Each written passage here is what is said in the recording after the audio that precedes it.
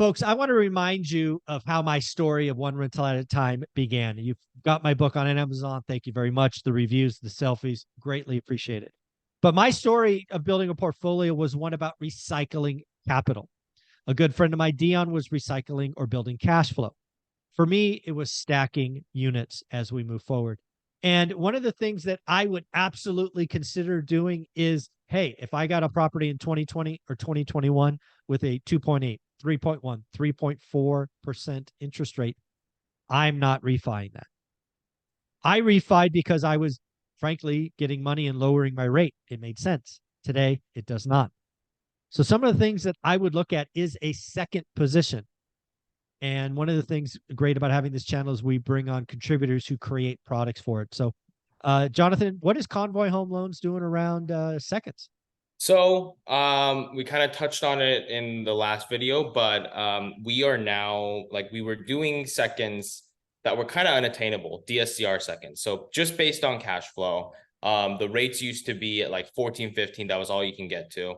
And now, 4 months later, we can officially do DSCR seconds down into the 10.5, 11, 11.5 range.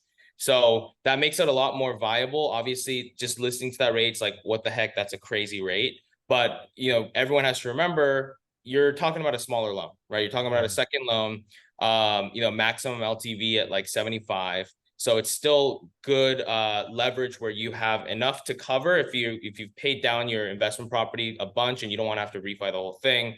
Or you have that little bit of 25% cushion where if the market shifts, you're still protected, right? So it gives you a little bit more leverage that way. And obviously, like Mike was talking about, seconds are a great way to tap into the equity and recycle your capital rather than just doing a full refinance where your payment's going to jump up by a huge chunk, right? So as long as the leverage works, this is a great opportunity for clients to really take advantage of that. And obviously each case is dependent on its own, but we're reach out to us and we could chat about it. But on the topic of that also, another thing that we have kind of worked on bringing back to full force is like DSCR AirDNA type loans. Because AirDNA, for the listeners, obviously everyone's known about going AirDNA based on just the AirDNA data for Airbnb and VRBO, short-term rentals. That kind of died for a bit.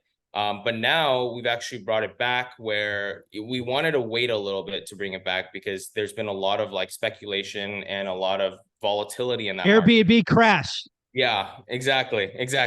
So, but now we found a little bit of footing in terms of markets that it works in.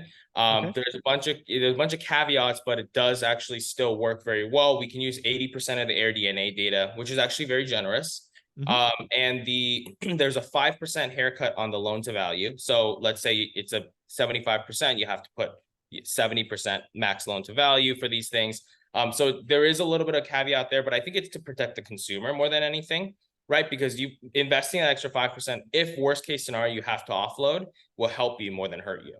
And then also in terms of that, has to be over I think 60% occupancy on the AirDNA data. So you can always use, if it's a performing previous Airbnb or VRBO, we can use 12 months trailing as income. But now we can officially bring back the use of true AirDNA data. There's just these little caveats that obviously reach out to us for specifics.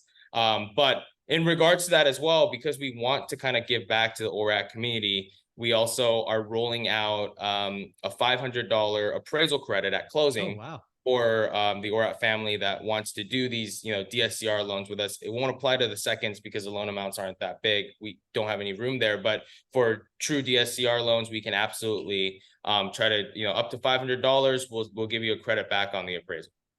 Yeah, one of the things I love about Convoy, and I think it really is in your playlist, folks. If you don't know this, Convoy has a playlist that goes back, I think, 18 months.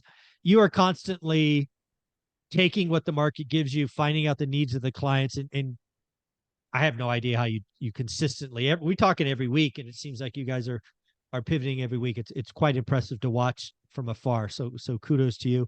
It's also why I think you were ranked number 6 lender in the country for volume. Do I remember that right? Yeah, 6 overall volume and then number 5 for non-QM. Yeah. We're not messing around, right? Yeah. Convoy is doing some stuff here. So, folks, again, if you are in the game, if you're doing Airbnb, the other thing I want to highlight is one of the guys I talk to every Sunday or every other Sunday, Jason Pritchard. He and I spoke earlier in the year when Airbnbs were sucking wind. He just did a video. I watched it on his reels, talking about he's booked out at over 80%. So what happened, at least in Fresno, is a lot of the wannabes disappeared, which took away supply, and now the legit operators are doing quite well. What we're going to see, and I'm convinced of this, is good operators win. The people that think it's easy, the people that are just fly by night, that don't know how to run a business, they're going to go broke. But that's going to leave a lot of opportunity for people like One Rental at a Time that do the work, don't mess around. Maybe, you know what? Maybe you want to pick up an Airbnb at a discount. Maybe you're going to pick up an Airbnb furnished at a discount. Folks, if you're heading into the winter, it's a low occupancy, write disrespectful offers. Maybe you're like Beth in Seattle, who has an Airbnb unit, but she uses it as a family vacation. Maybe you always wanted one. There are opportunities. Where there's pain, there's opportunity. Where there's great pain, there's great opportunity. Jonathan, if somebody wanted to run some numbers or a deal by you, how do they do that? Go to convoyhomeloans.com and let us know you came from MORAD. But on quick note on the writing disrespectful offers on Airbnb right now, I've seen a lot of clients like quietly, because they don't want to really put it out there, but quietly write really disrespectful offers and get accepted on non-performing Airbnbs that have been listed, but they see the calendar. Like what they're doing is checking the calendar, right? Because everyone can check the calendar how long it's booked. They're going to the calendar and be like, okay, this thing's not booked at all, hasn't been booked for period, and then the last reviews from like 2 years ago on Airbnb. Folks, Jonathan just gave you gold. Do the work. You want something in Dollywood or Lake Havasu or I don't know, Bear Mountain or whatever the freaking ski place is down south. Go look at Airbnb data, see how far you could book it out. Write your disrespectful offers, folks. Where there is great pain, there is great opportunity. How can somebody reach out, Jonathan? Go to convoyhomeloans.com and let us know you came from MORAD. Come from MORAD. You get a DSCR loan, get 500 credit at closing, and also you get to work with one of the two principals. Thanks, buddy. Thank you.